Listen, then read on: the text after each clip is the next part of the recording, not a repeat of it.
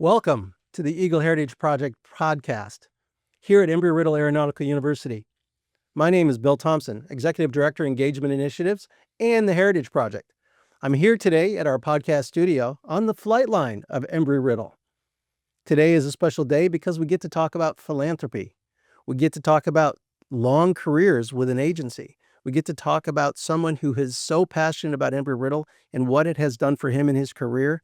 This is an exciting day for me because I get the opportunity to introduce not only a great alumnus, a current faculty member, someone who really gives back to his alma mater, but someone who I can also call a friend.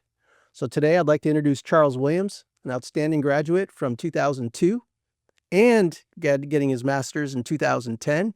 He spent 23 years with the TSA, which when you think about where we are today in 2025, that means he's been there almost since they started, and he'll talk about that. And he is currently a facilities security manager there for the TSA. So at this point, I'd like to just look over you and say, Charles, thank you for joining me this morning. How are you? Thank you, Bill. Good morning, and thank you for having me here down in Daytona. Oh, well, Daytona, isn't this like your second home? I feel like it is. I know my wife says it's my second home because I'm always coming down here. And why do you always come down here, Charles? The beach. Oh, it's the not weather. just the beach. It's the school. It's the campus. It's the school. It's the campus. You always come back and try to talk to a club, an organization, study abroad. You have a lot of connections here. So one of the things I want to talk about is, first off, 23 years with the TSA. You're a graduate of 2002. And as we know, part of this kicked off from, the tragic events of 9/11 in 2001. So can you tell us, first off, tell us about just how did you get this job a year after graduating? So September 11th, 2001 happened. I was living out in Chanute, lived in campus housing my whole 5 years here, getting my undergraduate degree. And I was applying for a ton of jobs. I was applying for jobs with the federal government, which was my dream because I wanted to work for the federal government and I wanted to work in Washington, D.C. I was applying to airlines. I was applying to pretty much anything. I remember I applied for some highway job, and the job that came back was I was slated to take and go to the State Department's Foreign Service exam interview, which would have been a real uphill battle to get a job with them from what I didn't know at the time. I was naive, in Orlando, that weekend. And 9/11 had just happened. And I got a call. I'll never forget this. I got a call from TSA saying that they were interested in hiring me for a position, and I kind of blew them off. And I remember playing like the phone got disconnected, and I kind of blew them off and hung up the phone, but something told me to call back, and I called back, and it was at night because I can remember being over at Chanute, calling them from Chanute, and I got the same lady, and I played it off like the phone got disconnected, and she said, "We want to do an assessment on you." And I said, when? And she said, that weekend. And I said, well, I'm set up for the State Department that weekend. She said, somehow she mentioned the assessment was in Memphis. And I said, well, how am I going to get there? And she said, well, we're going to fly you there. We need to know what airport to fly you out of. So I said, these people are serious. So never showed up at the State Department exam, drove myself to Orlando Airport and flew out of Orlando Airport to Memphis on Northwest. And the rest was history. I was hired on the spot. I was given a conditional job offer of a salary of $40,000 a year, which was incredible for somebody graduating that year. It was a very highly regarded salary. And I graduated from Daytona, walked across the stage in the field house. Now that's the ICI Center, and got my diploma, and a month later I was at the FAA Academy in Oklahoma City, going through new employee orientation and hiring. So you bring up a couple things. One is the people out there and are listening to this. You went to Orlando. Why didn't you pick up a flight here in Daytona? Again, probably naive and not realizing that they were going through a travel agency, and I probably could have just easily said Daytona and connected through Atlanta. But no, it was a nonstop flight on Northwest into Memphis. So. Well, here you are. I mean, and that was a tough time. So for pilots after 9/11, very difficult time for the airlines, very challenging time. I mean, you hit the sweet spot, quite frankly. I did. And here you are 23 years later, still working for the agency, and new things are happening all the time. Yeah. And fantastic for you.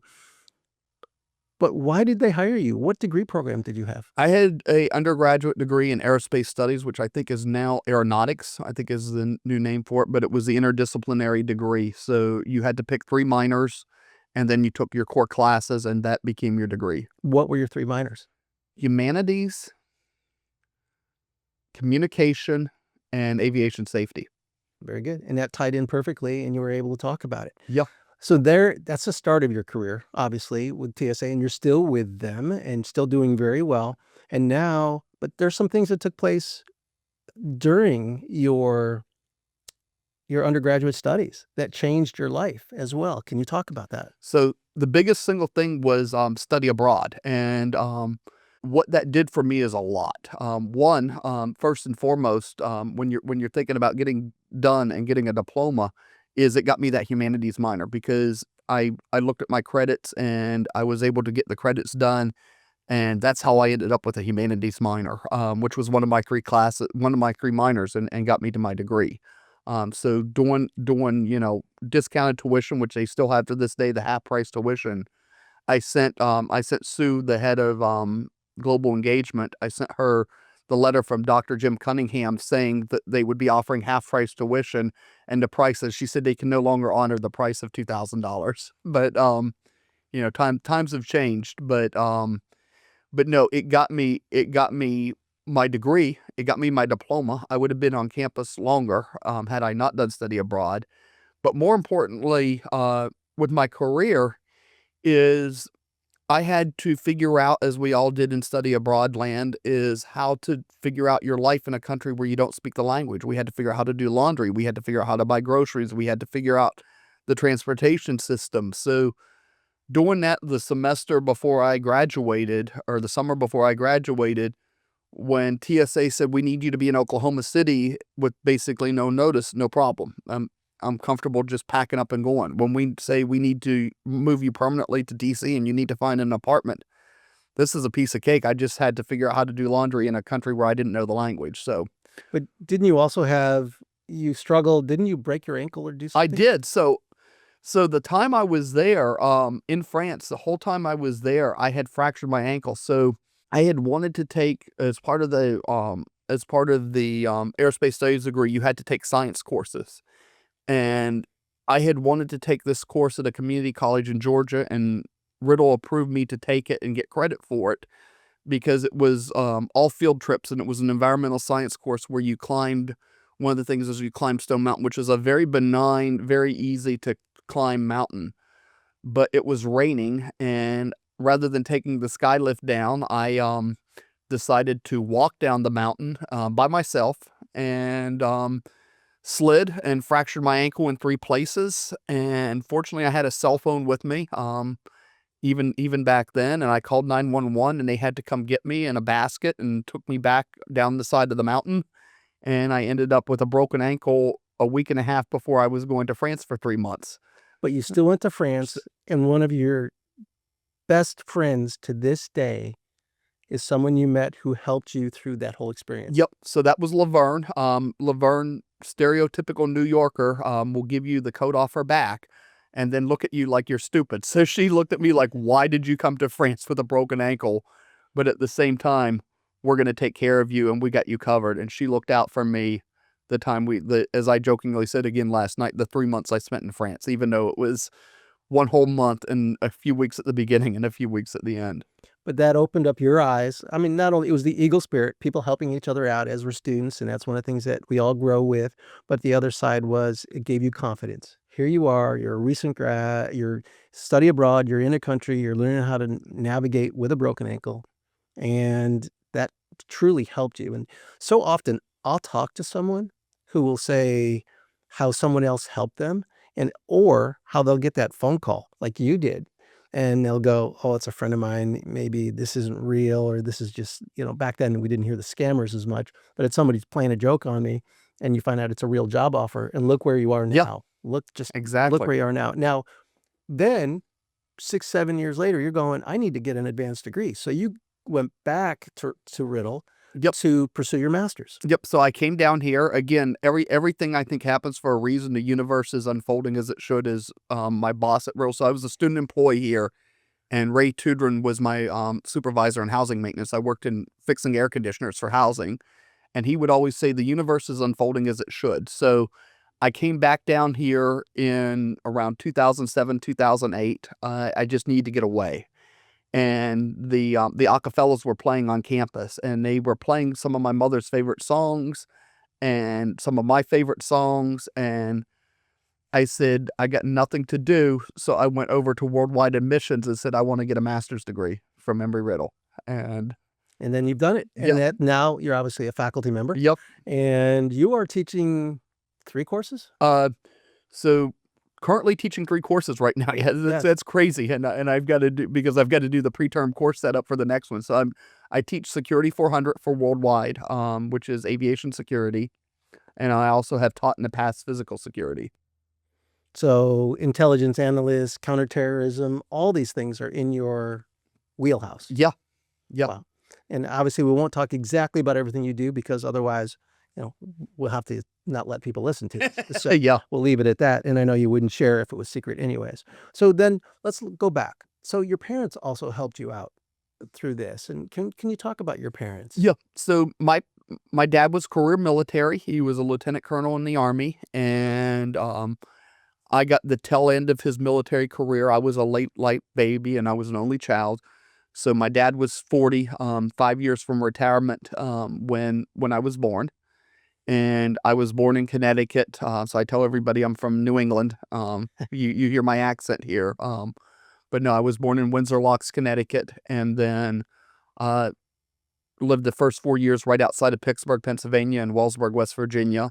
And then my dad got sent to Fort McPherson, where he finished up his active duty career, and then went back shortly, 6 months later as a civilian in the same job. And the beautiful thing was he retired right after I got off of probation as a federal employee. So it was like a passing of the torch.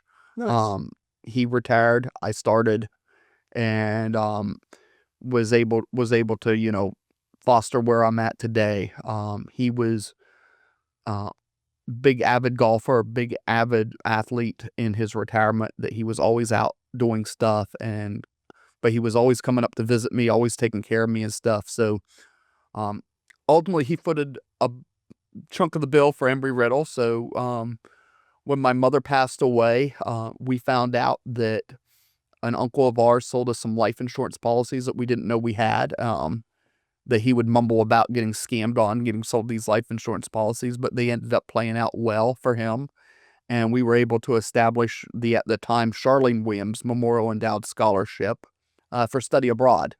And again, this was the universe talking to me, so to speak, that I met up with the philanthropy people, and I didn't know where I wanted the money to go. And just one day at work, I was like, why not study abroad? Something told me study abroad. So we crafted the language of it for study abroad. And fast forward, it's been 5 years. Yes, it's 5 years. The scholarship is spitting out scholarships. It's an endowed scholarship named after your mom and dad now. Yep, we added his name when he passed away. Yep. So, and that is something, and study abroad was something that your mom, Charlene, saw how study abroad changed your life. And that is why, as you created the scholarship, this was part of it. This was payback and going forward. But this also started your feelings about, how can I give back? And can we talk about Arlo's scholarship? You have 3 wonderful boys and a wonderful wife.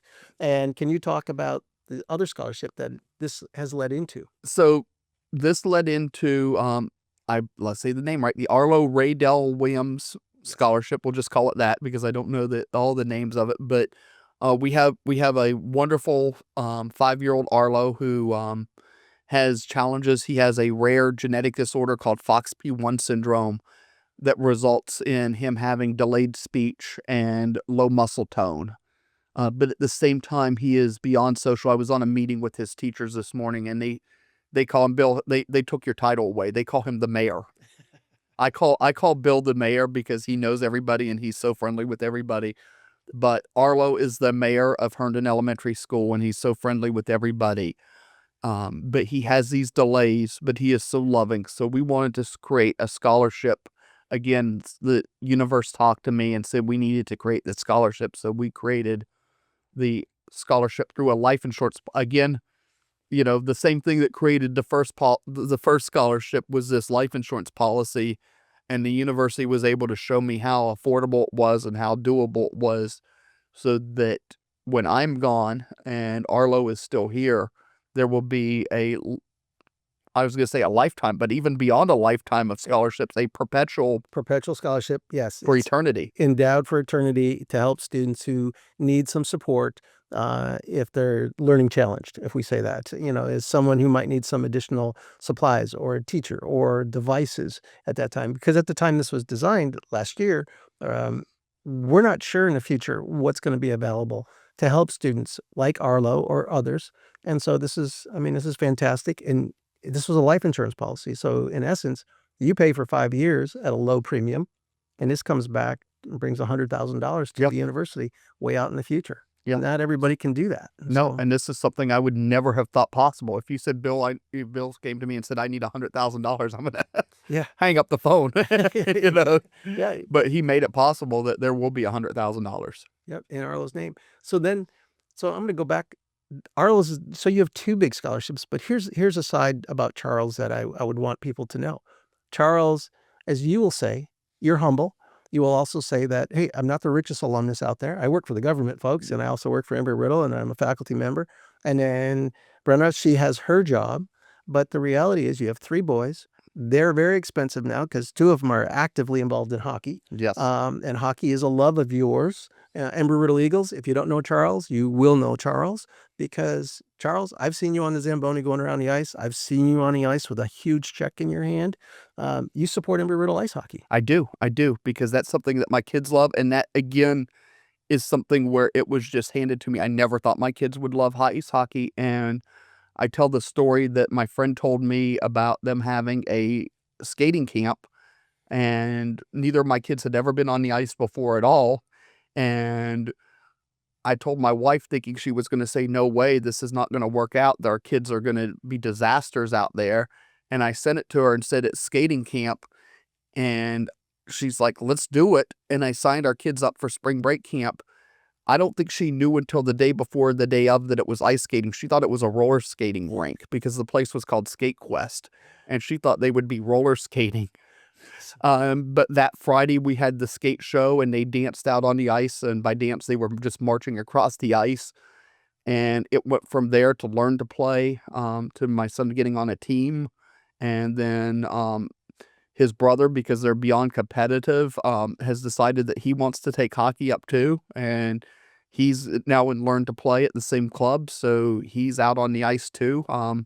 Found out 6 a.m. game on Saturday, so we'll see. It'll be early. Yeah. Well, so that's, it's part of it. And I've seen you go into our space physics research side, or engineering physics research lab. I've seen you go into our ERPL lab. I've seen you work with study abroad. And oftentimes you walk out and you say, Bill, I just want to go back and I write them a check, because you see the projects that the students are working on and that resonates with you.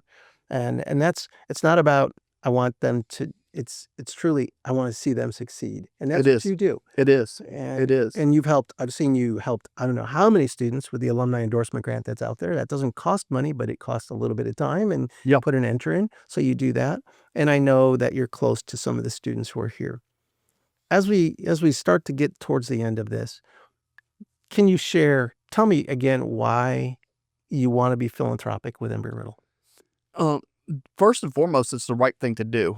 We did not touch on this, and I'll shame myself here. I was not a stellar student at all. So when I went over to apply to be a master's student, I had to get letters and endorsements from friends and from my bosses, because I graduated from here with a whopping 2.1 GPA from my undergrad. But what that doesn't tell is I was also on academic suspension and academic probation my freshman year. Embry-Riddle taught me to be an adult. Embry-Riddle taught me to succeed. Embry-Riddle took me from academic probation to a very successful career. And I know there are others that are there, maybe not as extreme as me, but there are others that are there that have challenges that they may or may not know about. I see the same thing in my students. I've got students telling me that they have to drop my class because they can't pay for classes, or because they have stuff going on in their personal life, or they need to submit an assignment late because they're dealing with issues. And Embry-Riddle looked out for me. Dr. Cunningham, who ended up being my study abroad guy, was the one that heard my appeal. And if it wasn't for him actually listening to me, and he said to me several years later, he said, I hear a lot of these appeals, I hear a lot of these sad stories. The majority of the kids do not buckle down and get their stuff together, whereas you did. So I was able to graduate, and and not to say I'm bad here, but D stood for diploma for me. So I got across the finish line. Well, you got across the finish line, but it wasn't easy, and that's No. the key. And now you're saying, how do I help others? And look at your career. I mean, you are in an enviable position right now, so no question about it. If you were to talk to, and you do talk to so many of our incoming students, but if you were to talk to somebody today, just about careers or placement in coming to Embry-Riddle, what advice would you give them?